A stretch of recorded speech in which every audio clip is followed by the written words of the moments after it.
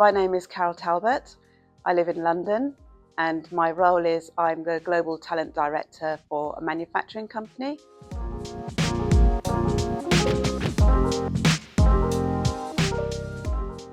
One of the things that was important to me is I wanted to just have an opportunity to stretch myself. Growing up, I completed my A-levels and I decided at that time that I didn't want to go to university. I've since had children. I reached a stage where I felt that I wanted to go and prove to myself that I could complete an academic qualification, and I chose the online University of Liverpool study programme.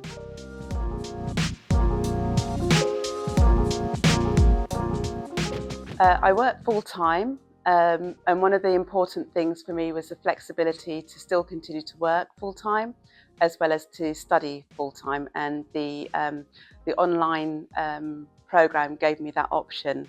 I think also that it's international in nature, and a lot of the work that I do is global, so I wanted to be with a group of people or like-minded people from around the world sharing their experience in human resources.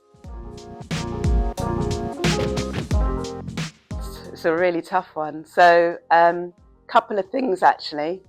I think for me it was the cohorts that I worked with. Didn't necessarily have one cohort that I journeyed with throughout the whole of my studies, but the way the programme was designed with the assignments, working in groups, that was really one of the highlights, because that's when you learn from everybody's experience. You know, you have to read their assignments and give your perspectives in terms of, well, academically challenge what they're saying, ask questions. So that was a really steep learning curve when I did it the first time. And then for me, the real sort of icing on the cake was my dissertation advisor. You have to go through a selection process. So I think understanding what it is that you want to study, and then deciding on, because I did a Master of Science, I think it's then deciding, do I want to go down a qualitative route or a quantitative route? I wanted to go down a qualitative route, and then it was going through all the profiles to choose the right academic advisor, dissertation advisor, and the person I chose was the right person.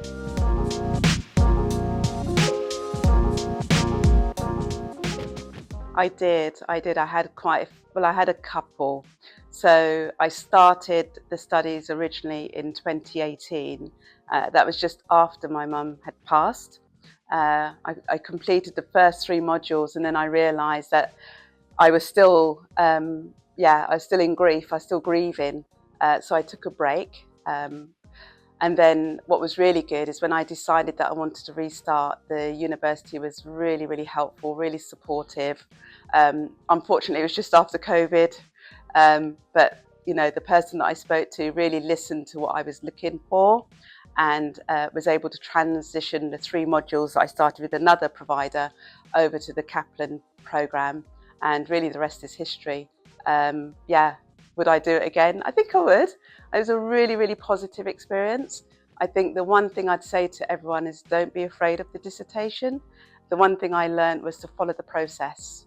The process works. And I'd never done a dissertation before, so yeah.